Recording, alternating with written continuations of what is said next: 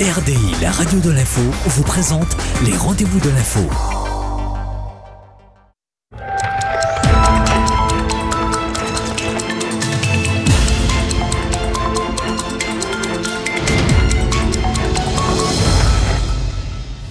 Bonsoir à tous, bienvenue dans le rendez-vous de l'info ce soir avec nos invités. René-Lise Augustin Gauze de l'ADDPE, Association Droit Devoir Parents Enfants, hymne auxiliaire, hommage aux femmes, un spectacle ce vendredi à l'Ancre à 20h, on en parle d'ici quelques instants. Et puis elle revient de Strasbourg, de Miss Prestige National.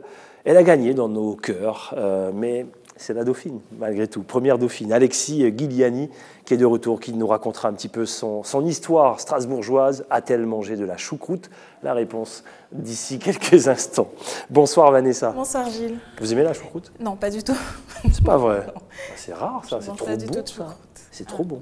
Oui, donc ce soir, direction la maison de quartier de Mirza, où j'ai rencontré la présidente de l'association ZAFEFAM, Marie-Ange, qui nous prépare la 4e édition du spectacle Théâtre, mode et carnaval. Exactement. Je me rappelle qu'elle nous disait qu'après la première édition, qu'elle s'arrêtait, elle n'en pouvait plus, c'était compliqué. Et on en est à la combien? 4e édition, comme quoi. Allez, le rendez-vous de l'info qui démarre tout de suite avec la rédaction d'ATG. C'est parti.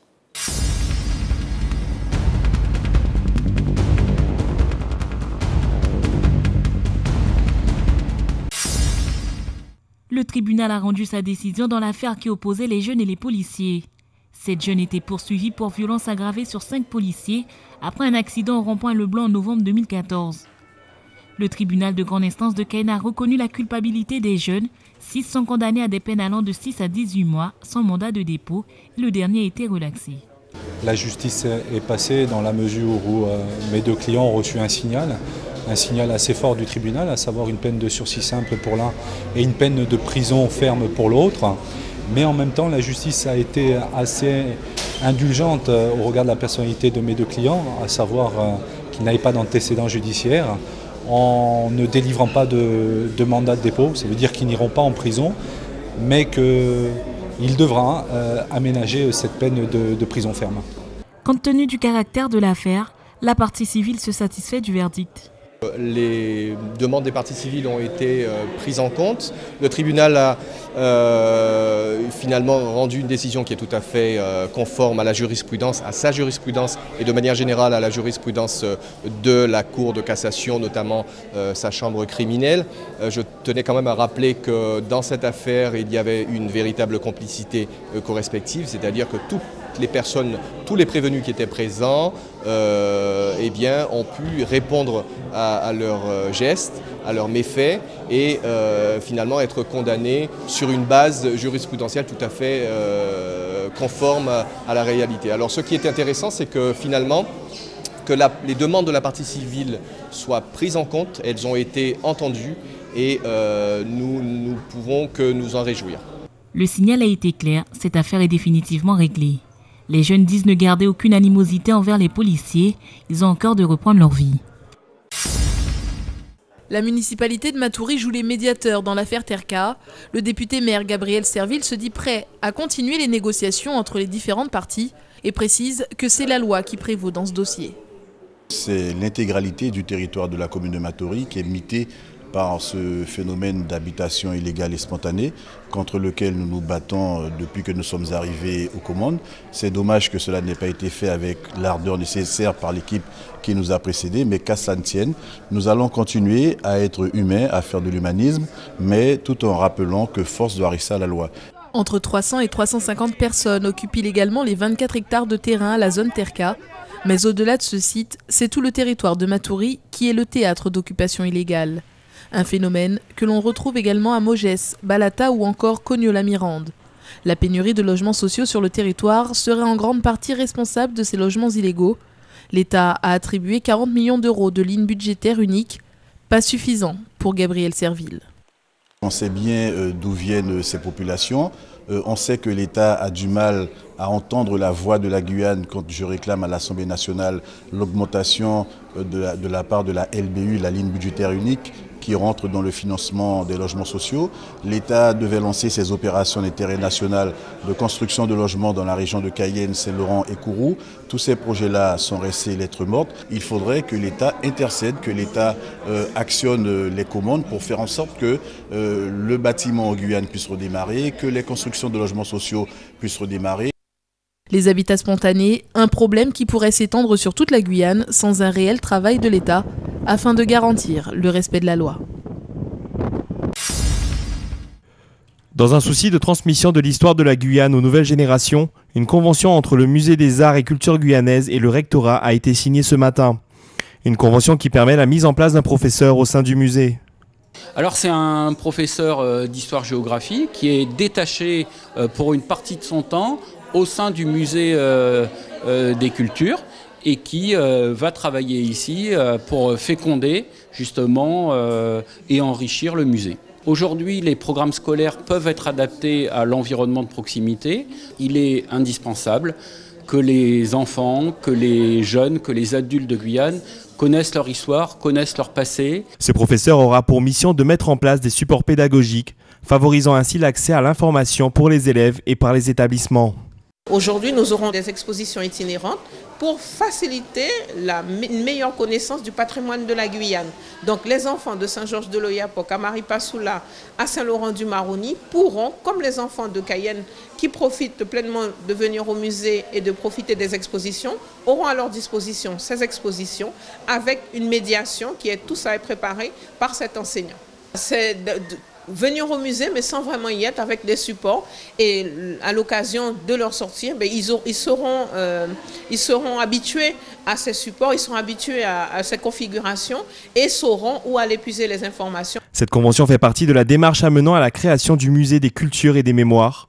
La fusion du musée des arts et cultures guyanaises et du musée Franconie permettra dans un avenir proche un rayonnement régional de la culture guyanaise. Le WWF Environnement et le MEDEF Entreprises ne font plus qu'un. Les deux organismes se sont associés afin de permettre à un certain nombre d'entreprises de parler du développement durable et pour celles qui le souhaitent, de le décliner de façon très concrète. Dans cette orientation, on va proposer en tant que WWF la création d'un club d'entreprises qui serait donc associé à un certain nombre de nos actions et vis-à-vis desquelles on souhaitera et on demandera des efforts environnementaux supplémentaires par rapport à ce qui se fait d'ores et déjà. Donc ça va vraiment dans la direction d'un développement durable plus concrètement décliné au niveau de la Guyane. Le développement durable est une opportunité pour l'économie guyanaise. Le MEDEF en est persuadé, il faut faire passer le message auprès des entreprises. Alors souvent, quand on pense développement durable, on pense à des choses qui ne seraient pas accessibles, alors que le développement durable, si on pouvait le traduire différemment, c'est du développement intelligent, du développement qui nous permet de durabiliser en quelque sorte le développement des entreprises, l'ancrage de l'emploi, la solidité du tissu économique. Ça passe par, déjà à notre niveau, c'est ce qu'on veut mettre en avant avec le MEDEF et la CGPME, c'est qu'il y ait un véritable plan marketing territorial qui soit bâti sur ce point. La loi sur la transition énergétique et la croissance verte sera bientôt examinée par le Sénat. Selon l'organisation patronale, il faut anticiper. Dans beaucoup de cas, on confond développement durable et environnement, pour ne pas dire écologie.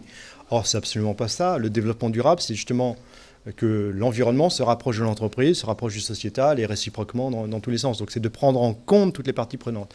Et là, l'idée, c'est justement qu'on le fasse vraiment globalement pour qu'il y ait un retour par la perception de l'extérieur de la Guyane. C'est-à-dire qu'il faut que Paris, Bruxelles, nous considère de meilleure façon parce qu'on sera catalogué développement durable. Donc on aura plus de retours pour la Guyane, ce qui ira compenser un certain nombre de contraintes.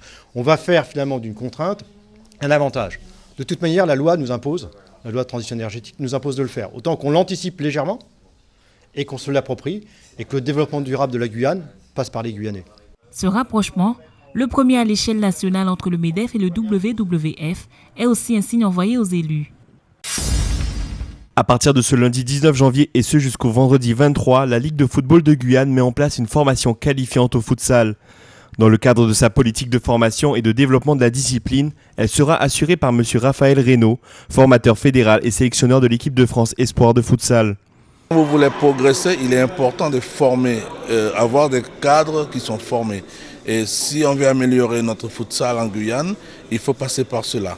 Donc c'est la raison pour laquelle la Ligue de football a tenu à organiser cette formation pour nos éducateurs.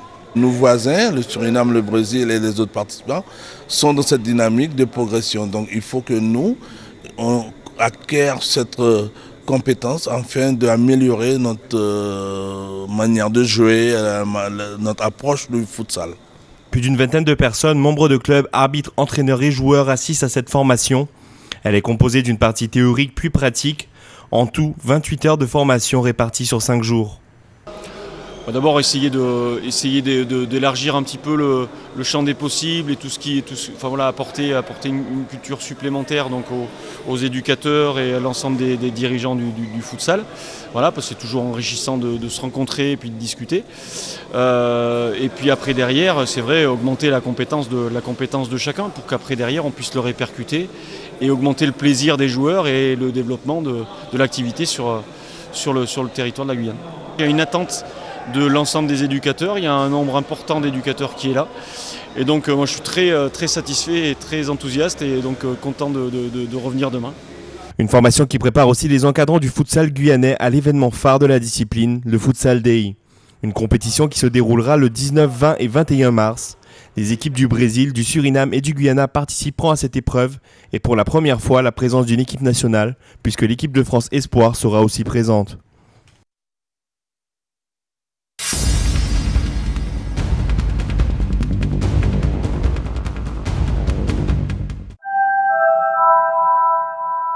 De retour sur le plateau du rendez-vous de l'info avec nos deux invités. Ce soir, on va parler d'hymne auxiliaire, hommage aux femmes, dans un spectacle qui aura lieu ce vendredi à 20h à l'Ancre, avec l'association Droit, Devoir, Parents, Enfants et notre première invitée, Renélise Augustin-Gauze. Bonsoir, bienvenue. Bonsoir, merci de m'avoir invitée. Et deuxième invitée, elle revient de Strasbourg.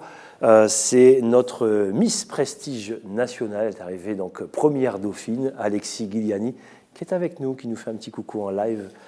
Voilà, nous sommes en live. Et Vanessa, ce soir, qui nous parle de... l'association ZAF et Femmes et de la 4e édition du spectacle Théâtre, Mode et Carnaval. Avec Marie-Ange Barthélémy. Allez, parlons de l'ADDPE, Association Droit, Devoir, Parents, Enfants. Renélise Augustin-Gauze, déjà, dites-nous l'objectif de l'association. Alors l'objectif de l'association, c'est d'expliquer la Convention internationale des droits de l'enfant. Il est vrai que quand on arrive avec ce discours, les parents nous disent les enfants ont trop de droits, les enfants ont pris le pas, ont pris le pouvoir sur nous ou sur l'éducation. L'enfant roi. L'enfant roi. Le rôle de l'association, c'est d'expliquer que l'enfant a des droits, mais il a aussi des devoirs. Je pense que vous avez le permis, vous avez le droit de conduire, mais vous avez le devoir de respecter le code de la route.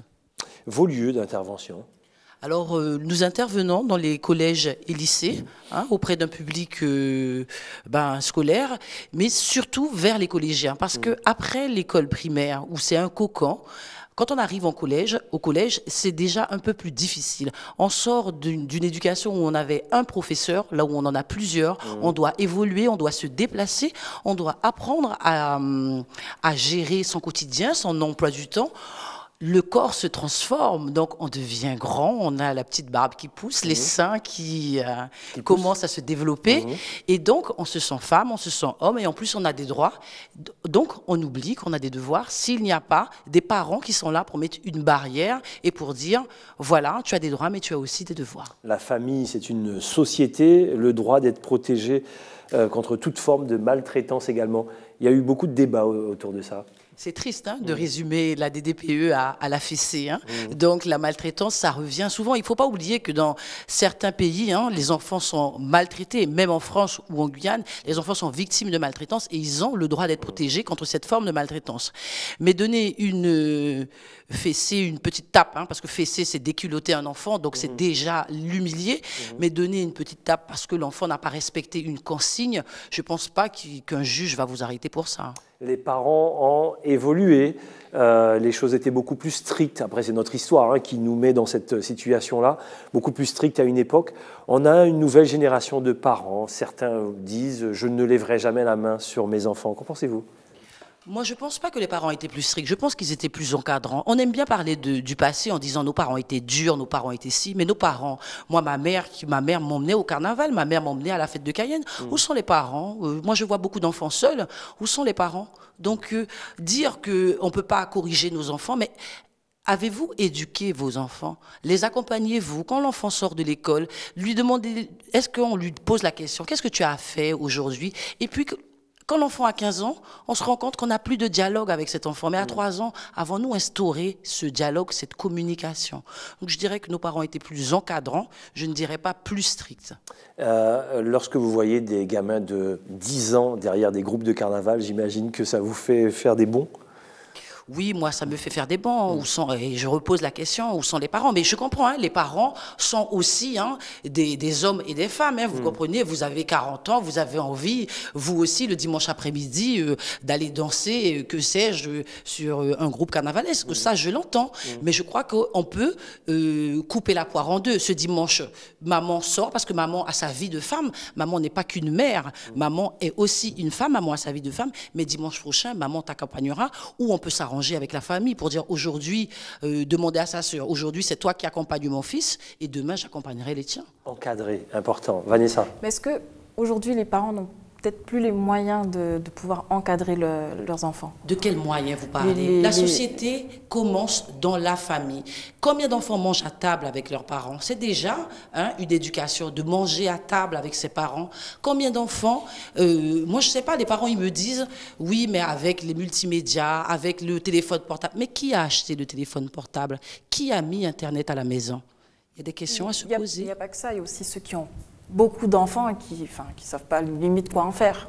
C'est un choix de faire beaucoup d'enfants. Hein. Vous savez, avec les méthodes de contraception qu'il y a aujourd'hui, quand on fait beaucoup d'enfants, c'est qu'on veut avoir des enfants. D'accord? Donc, maintenant qu'on a appris, c'est des excuses. Hein. J'ai beaucoup d'enfants. Nos parents, on avait beaucoup. Hein. Ma mère a élevé 5 enfants. Il y en a qu'à l'époque, c'était 9-10 enfants. Oui. Et ils n'avaient pas les moyens de contraception. Donc là, c'était subi. Là, aujourd'hui, on a ces moyens de contraception. Ce sont de fausses excuses de dire j'ai beaucoup d'enfants, je ne peux pas m'en occuper. Et vous allez voir que dans les familles où il y a beaucoup d'enfants, généralement, il y a des règles, puisqu'il y a des règles de vie, des règles de coucher, des règles pour manger. Et il y a moins de gaspillage, parce que comme ils sont nombreux, donc on ne va pas jeter. Donc je ne suis pas d'accord avec le fait que les parents n'ont pas des moyens. Les parents refusent de prendre ces moyens et se cachent derrière ces droits que les enfants ont pour démissionner de leur rôle de parents. Les jeunes ont créé leurs propres règles? Mais les jeunes ont créé leurs propres règles parce qu'à la base, on ne leur a pas donné des règles. Vous savez, même quand vous donnez des règles à un enfant au sein de la cellule familiale, il ne faut pas oublier que cet enfant va évoluer à l'extérieur. Il ira à l'école, il aura des copains qui vont l'influencer. Et si de chez vous, vous n'avez pas une base, vous n'avez pas un tuteur pour le redresser, à l'extérieur, il va créer ses propres règles avec ses copains. Pour un garçon, il va avoir une attitude violente, ça va être comme une meute de loups. Pour les filles, une recherche affective, et puis on va se retrouver avec des grossesses précoces, parce que l'amour que je n'ai pas eu, je vais le retransmettre à un enfant, et c'est pas souvent vrai. Alors justement, voilà tout le travail que vous faites, vous, à l'ADDPE, je rappelle, Association Droits, Devoirs, Parents, Enfants, on a des droits, on a aussi des devoirs, et pour ça, vous faites passer un message différemment. C'est le vendredi 23, donc ce vendredi, spectacle à partir de 20h, hymne auxiliaire. Expliquez-nous le message que vous voulez faire passer à travers ce spectacle. Alors, c'est toute une éducation. Vous savez, vous pouvez faire de l'éducation à la santé, prendre un micro, aller devant les écoles, faire un dessin, montrer des affiches.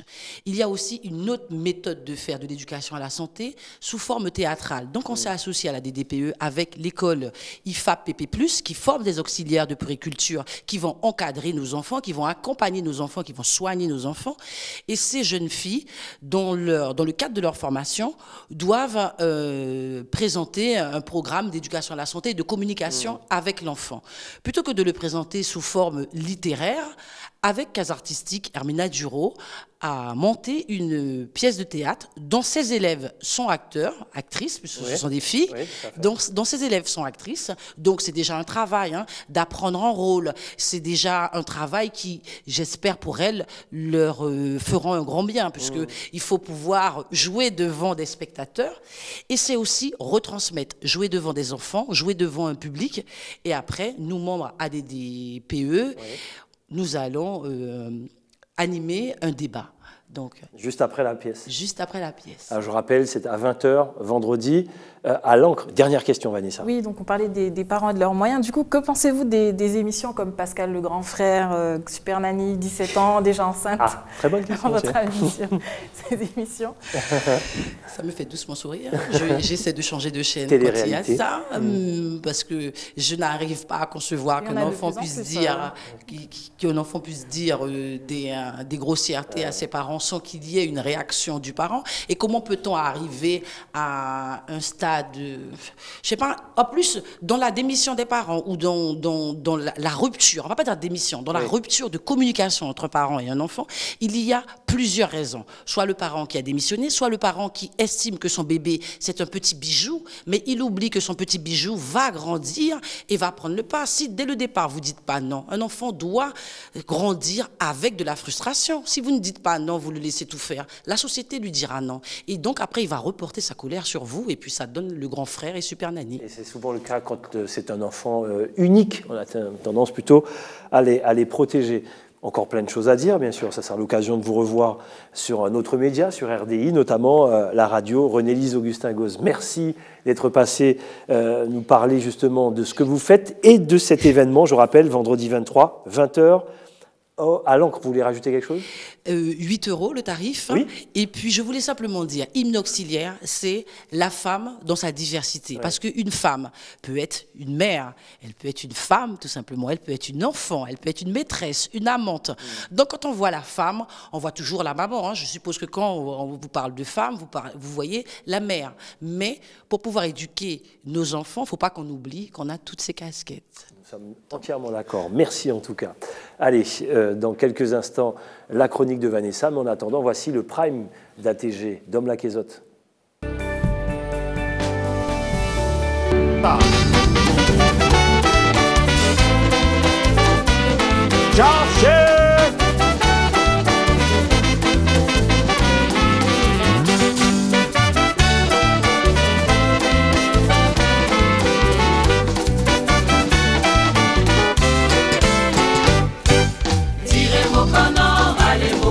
Moka mettez la tête pour boucher le pas d'Yvon. Tirez Mokana, allez Mokana. Moka mettez la tête pour boucher le pas derrière. Tirez Mokana, allez Mokana. Moka mettez la tête pour boucher le pas d'Yvon. Tirez Mokana, allez Mokana. C'est important pour nous de faire sa manifestation là pour les gongons, pour rappeler certaines valeurs, pour le partage. C'était très important parce que tout ça est très souvent, malheureusement, on dit malheureusement, peut-être il ne peut pas fait exprès, mais très souvent, c'est rendez-vous que les gongons qui a fait uniquement que nous, pas communauté créole. Motélé nous changer bêta. Je là, nous avons plusieurs communautés réunies. Il y a un Brésilien, tout ça, il y a des Brésiliens gongons. Hein. Oui. L'homme nous a plus de 60 ans, un ancien, un brésilien, un gongon. Il y a la communauté haïtienne aussi, qui est représentée. Il y a les Amérindiens, les Bushinangais. Il y a les Asiatiques aussi qui là. Donc tout ça pour moi, à les gongons, à qui ça, je là, la Guyane, les anciens de la Guyane, tout simplement. Donc une belle manifestation. À première comme ça, tu auras toutes les communautés réunies. C'est à 20h ce soir, CCDS, Communauté des communes des Savanes, avec Dominique Nugent, Dom Laquezotte. Allez, sans plus tarder, voici la chronique de Vanessa. Vanessa qui traîne ses caméras tout le temps à gauche et à droite pour nous ramener à chaque fois des sujets intéressants. Cette fois, ça sera avec l'association ZAFEFOM. Voilà, j'ai assisté aux répétitions du spectacle, donc de la 4e édition de Théâtre, Mode et Carnaval, donc de l'association ZAFEFOM. Ça se passera le 29 janvier du côté de Zéphyr. On regarde tout de suite. Libérez la puissance, s'il vous plaît. Après tant d'années d'ouverture et d'assiduité, écrasant le record d'une longévité.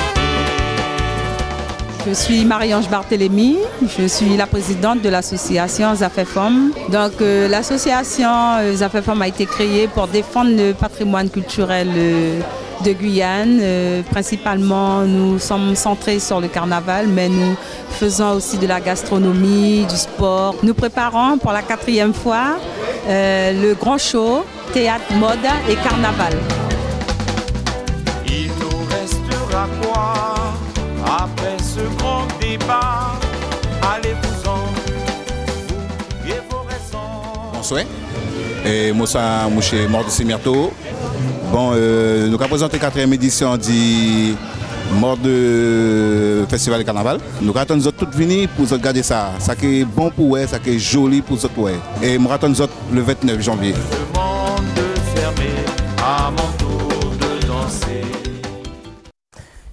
Alors. Voilà, donc ça se passera le 29 janvier du côté du Zéphyr. On n'en dit pas plus puisqu'on recevra bientôt la présidente de l'association. Tout à fait, d'ici la semaine prochaine avec encore plus d'images. C'est vrai que souvent c'est à guichet fermé, hein, les gens aiment parce que c'est toute une ambiance en plein carnaval. Et puis ce soir, on va dire vos débuts pour le lounge. Voilà, c'est ça, c'est la première avec Kerry James. Très belle rencontre. Non, c'était une très belle rencontre. Malheureusement, pas beaucoup de temps, mais j'espère que vous apprécierez cette première. Vous avez l'air timide sur le coup, là, quand on regarde un extrait.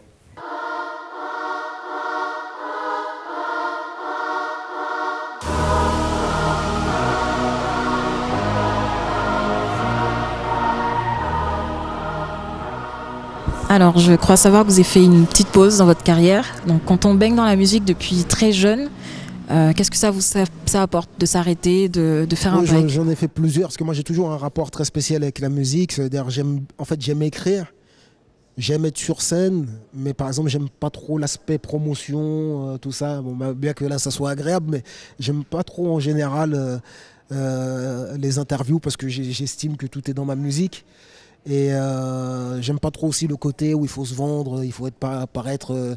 voilà, il faut se vendre, quoi.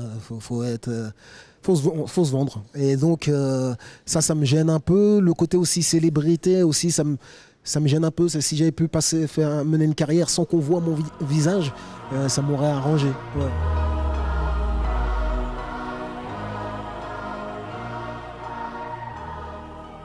Ça a l'air beau, tout ça. Donc c'est ce soir 20h15. Ce soir 20h15, donc restez devant vos écrans pour ma première. Il va tout vous dire, bien sûr. Voilà, c'était le lounge, je rappelle, c'est la première pour ce soir. Notre deuxième invité est avec nous, Alexis Guiliani, bonsoir. Bonsoir. La dernière fois que je vous ai vu, c'était ici, et vous m'avez promis de revenir avec la couronne. Elle est où cette couronne? Je vous ai rien promis du tout. Oui, c'est vrai, il n'y a pas de promesse. Oui, c'est Valéria, pour Miss France, hein, Miss Guyane, qui avait promis. Vous n'avez pas fait de promesse. Vous êtes arrivée première dauphine. Allez, plus sérieusement, comment s'est passé ce séjour strasbourgeois? Qu'est-ce que vous avez vécu? Alors, ça a été une très belle expérience. Ça m'a permis de grandir, de faire de nouvelles rencontres. Grandir encore? Vous faites 1 mètre combien? 1m80 à plat. Et vous voulez... Non, mais je rigole, allez-y. Ça m'a fait grandir. Ouais. C'était vraiment un séjour de princesse. Ouais. Je regrette rien. Tout ce qui s'est passé. Je remercie Aneta de m'avoir fait passer... C'est un peu grâce à elle que je suis là et elle m'a bien conseillé lors de mon séjour. Alors effectivement, on a vu les images qu'on verra d'accord, tout de suite. Ça s'est passé à Strasbourg. Vous étiez magnifique, vous avez crevé l'écran. On fait des rencontres en coulisses où on est vraiment dans une compétition. À quel moment vous avez senti la compétition arriver ou jamais, je ne sais pas, dites-nous. Alors j'ai senti la compétition arriver lors des répètes, surtout les derniers jours où, bien évidemment, on a commencé à sentir la pression parce que tout le monde voulait être au devant de la scène. Tout le monde commençait à se juger qui allait être déjà dans les 12, puis dans les 5. On avait déjà tous un peu notre pronostic des 12 et des 5. Et bon, voilà, après, il y a eu commencé à avoir des pics entre filles, mais bon. Oh, histoire de filles, quoi. Voilà, histoire Vanessa. de filles. Alors... Je pensais que Vanessa allait rebondir là-dessus. La féministe du rendez-vous de l'info. C'est normal. Oui. Alors, tu as dit, je n'ai pas de mots. Alors, à cet instant, qu'est-ce qui se passe par la tête? Alors, j'ai dit je n'ai pas de mots parce que, bon, déjà être première dauphine, c'est vraiment un grand titre pour la Guyane et pour moi-même. Et si vous voulez, je n'étais pas déçue. J'étais choquée déjà d'avoir le titre de première dauphine, mais bon, comme on sait tous, on était 30 filles à voir la couronne, donc bon, moi je la voulais aussi, mais je suis passée tout près, donc c'est quand même j'étais émue et en même temps un peu déçue. On va dire quand même que la question du présentateur était un peu malvenue. J'ai redemandé à la première juste dauphine, après, oui. Voilà, qu'est-ce qu'elle pense de la reine bon. Ben, c'est pour ça que j'ai répondu cette réponse-là, parce que je m'y attendais pas du tout, parce que pour moi, c'était une question qu'on pose plutôt à la Miss et pas à la première dauphine. Est-ce que vous avez mangé de la choucroute, ma chère Alexis? Est-ce que vous aimez la choucroute déjà? Oui, j'aime la choucroute. Vous avez eu le temps d'en manger ou pas? Pas du tout. On a goûté une spécialité alsacienne qui s'appelle la Flammelköch. Comme ça. Et donc, c'était quoi le régime là? Salade, tomates, carottes? Eh ben, on avait des légumes tous les jours, on mangeait du poisson tous les jours. Vous étiez habitué à ça ou pas? Non, pas du tout. D'accord. Vous mangez bien en général? Qu'est-ce que vous aimez manger ici en Guyane? J'aime bien les spécialités guyanaises et c'est vrai que quand on est arrivé et qu'on a mangé du poisson matin, soir, légumes, j'étais un peu au régime, j'étais obligée de voler du pain pour pouvoir me nourrir. C'est quoi la suite? Vous qui aviez un rêve de... Enfin, s'il y avait la couronne, peut-être de mannequinat, mais sans la couronne, est-ce que le rêve continue? Ben, j'espère être contactée un peu plus pour avoir des propositions au niveau du mannequinat et puis pourquoi pas continuer les concours de Miss. D'accord, Vanessa. C'est ce que j'allais dire. Est-ce que c'est prévu d'autres concours? Est-ce que tu as déjà vu avec Anita? Normalement, oui. Là, je vais passer mon bac tranquillement maintenant. Je vais commencer mes études et puis pourquoi pas continuer. Moi, j'aime ce monde-là, donc voilà. Affaire à suivre donc, et on va vous suivre. Vous êtes vraiment très très belle, Alexis. Merci. Je rappelle notre première dauphine de Miss Prestige nationale. Et puis, je crois savoir que Miss Prestige Guyane se prépare déjà pour la 2e édition. Vanessa, vous voulez rajouter? Tenez juste à rajouter, donc bravo au comité, parce que c'est quand même la première Miss Prestige Guyane. Et qui est arrivée première dauphine de Miss Prestige nationale. C'est vrai, et donc je sais que le comité prépare déjà la 2e édition et on sera là bien sûr pour suivre tout ça. Un dernier mot peut-être pour les téléspectateurs? Vous voulez remercier quelqu'un? Je voulais remercier absolument ma mère, Anita, Mégane qui m'a toujours soutenue, qui est Miss Prestige Guyane Élégance, ainsi que sa maman. Et merci aux Guyanais de m'avoir suivi jusqu'au bout et d'avoir cru en moi. Merci en tout cas. Voilà, c'est comme ça qu'on se dit au revoir pour se donner rendez-vous demain dès 19h. Allez, le journal de BFM tout de suite, Dom Laquezotte à 20h et le lounge à 20h15. Passez une excellente soirée sur ATG. À demain.